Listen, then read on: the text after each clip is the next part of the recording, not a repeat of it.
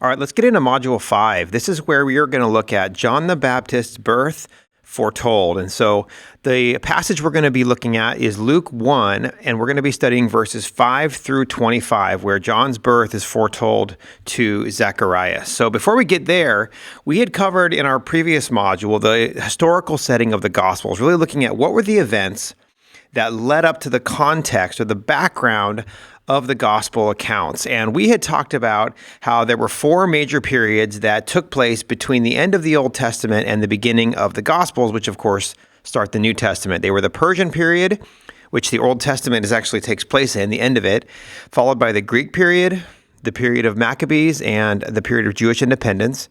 And then finally, the Roman period. And we looked at all of these extensively in our previous module. I just wanted to review some of the key points before we get into this particular module. We had talked about the Jews, of course, during the Persian period, were captive in Babylon because they were overtaken by Nebuchadnezzar, and they were in Babylon for 70 years. But when the Medo-Persian Empire overtook Babylon, Cyrus of Persia freed them to go back and return to Judah and to rebuild. And of course, these take place in Ezra, Nehemiah.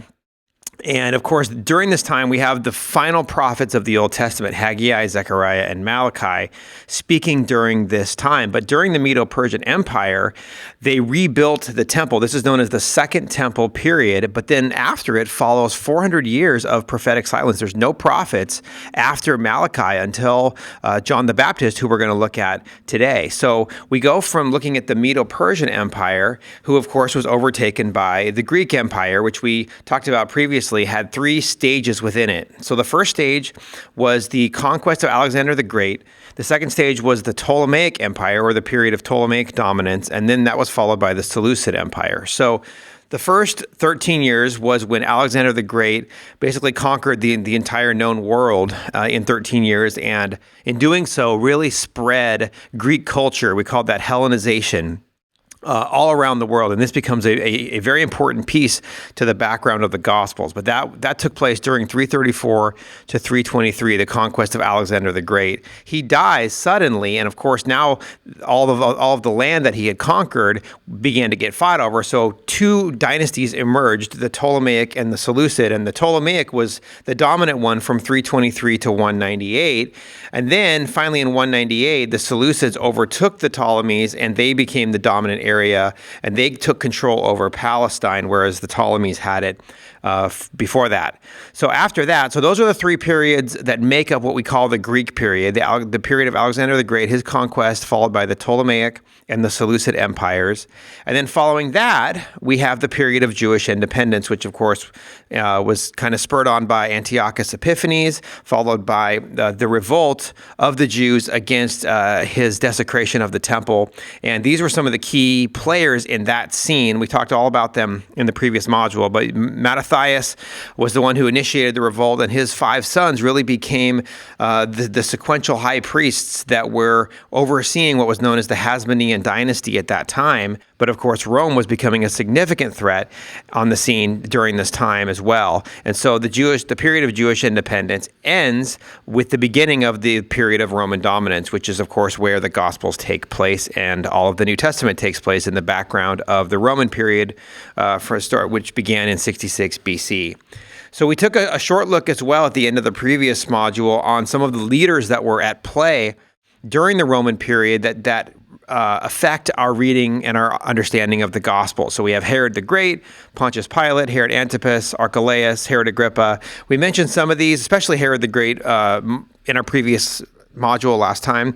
But just it's good to remember that during the time at the Gospels, Herod, of course, was the king. He dominated all of this land. He was an incredible builder. We talked a lot about him previously. But when he died, his kingdom was distributed amongst his three sons, Archelaus, Herod Antipas, and Philip. So after it was split up, we saw that Philip got this northeastern region. Herod Antipas was over Galilee, and Archelaus was the one who was over Judea and Samaria, and as well as what was known as Idumea at that time. But Archelaus didn't last. He was erratic and unpredictable. So Caesar Augustus replaced him with Roman governors. So the three that we meet in the New Testament are Pontius Pilate, Felix, and Festus. And these are the ones who are going to play a role in our study of the Gospels. Pontius Pilate especially, of course, was the one who oversaw the crucifixion and trial of Jesus. So we looked at, lastly, the chart of Herod the Great. He had many wives and he had many sons, of course. Herod was a very interesting character on the pages of history. Not going to go into it more here, but just knowing that he was very much the one controlling things when we come to the gospel accounts. And so that's going to be the case when we start this module as well. So that's just a quick overview of the 4 periods we studied in Module 1, the Persian period, the Greek period, the period of the Maccabees and Jewish independence, and then the Roman period. So that was the historical setting of the Gospels. That got us set up to looking at where we're going to go in this module. So in this module, we are going to look at the account in Luke 1, verses 5 through 25, where we get John the Baptist's birth foretold. So if we take a quick peek over back at the harmony of the Gospels, we started off, when we get back to the text, we looked at the prologues. That was Luke and John's prologue. In previous modules, we then followed and looked at the genealogies. We looked at both of those. And so now what we're going to do is we're going to enter this part 2 section here, the early years of John the Baptist. And our focus for module 5 is going to be John's birth, who is foretold to his father Zechariah. So let's get going on that. In our next video, what we want to do is we want to do an overview of this whole section in Luke 1, verses 5 through 25.